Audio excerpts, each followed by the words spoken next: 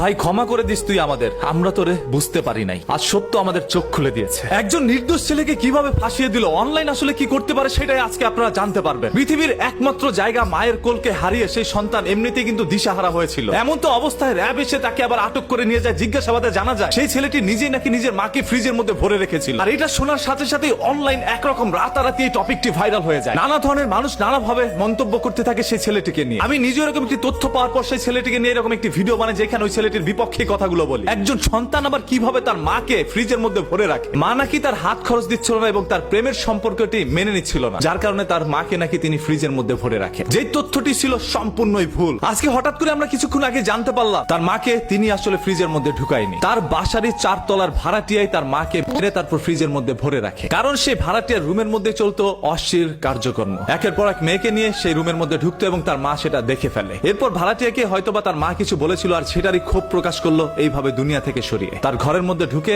তার মাকে শ্বাসরুদ্ধ করে ফ্রিজের মধ্যে ভরে রাখে। এরপর তার ঘরের আলমারি থেকে শুরু করে প্রত্যেকটি আসবাবপত্রের মধ্যে তারা আঘাত করে, ছিন্ন ভিন্ন করে তার ঘর থেকে হাতিয়ে নেয় টাকা পয়সা। অন্যদিকে তার সন্তান ফেসবুকের মধ্যে পোস্ট করতে থাকে, আমার মাকে হারিয়ে আমি একরকম দিশেহারা। তিনি নিজে আবার আইন শৃঙ্খলা বাহিনীর আশ্রয় নেয়। আইন শৃঙ্খলা বাহিনীকে জানায় আমার মাকে কে যেন ধরে নিয়ে গিয়েছে। তিনি তখন নিজেও জানতো না তার মা কোথায় রয়েছে। পুলিশ এসেই তার ঘরের মধ্যে তল্লাশি করে ডিপ ফ্রিজের মধ্যে তার মাকে খুঁজে পায়। এরপর সন্দেহজনক ভাবে তার ছেলেকেই নিয়ে যায় ধরে। একরকম জিজ্ঞাসাবাদে র‍্যাবের কাছে তার সন্তান সবকিছু নাকি প্রকাশ করে দেয় যে নিজের মাকে নিজেই নাকি ডিপ ফ্রিজের মধ্যে ভরে রাখে। আর সামাজিক যোগাযোগ মাধ্যম যে কতটা ভয়ঙ্কর, একজন নির্দোষ মানুষকে কিভাবে দোষী সাব্যস্ত করে সেটারই বাস্তব প্রমাণ এখন মিলেছে। হ্যাঁ, এরকম ভাবে আমাদের বাংলাদেশের অসংখ্য মানুষকে কিন্তু রাজাকার হিসাবে আখ্যায়িত করে এই দুনিয়া থেকে বিদায় করে দেওয়া হয়েছে। সেইগুলো আপনাদের সামনে একের পর এক ভেসে আসবে। আপনাদের সবার কাছে একটা বিনীত রিকোয়েস্ট করবে, এই ভিডিওটি তাড়াতাড়ি শেয়ার করে দেন যাতে করে প্রত্যেকটা মানুষ জানতে পারে এই ছেলেটি আসলে নির্দোষ। হ্যাঁ, তবে কোনটা সত্য কোনটা মিথ্যা এখন পর্যন্ত কিন্তু ভাই আমরা কেউ ক্লিয়ার নয়। আবার দেখা যাবে যাদেরকে এখন সন্দেহজনক ভাবে ধরে নেওয়া হয়েছে এরা আবার দেখবেন এক পর্যায়ে গিয়ে বলবে ভাই আমরা তো মারি না, মারছে আরেকজন। তারপর এরাও আবার নির্দোষ প্রমাণিত হতেও পারে। তাই কোনো কিছু সম্পূর্ণভাবে জানাজানি হওয়ার আগেই সেটা নিয়ে নিউজ না করাই ভালো এবং আইন শৃঙ্খলা বাহিনীরও আরো কিছু সময় নেওয়া প্রয়োজন। আজকের সাংবাদিক এবং আইন শৃঙ্খলা বাহিনীদেরকে নিয়ে কমেন্ট বক্সের মধ্যে অন্তত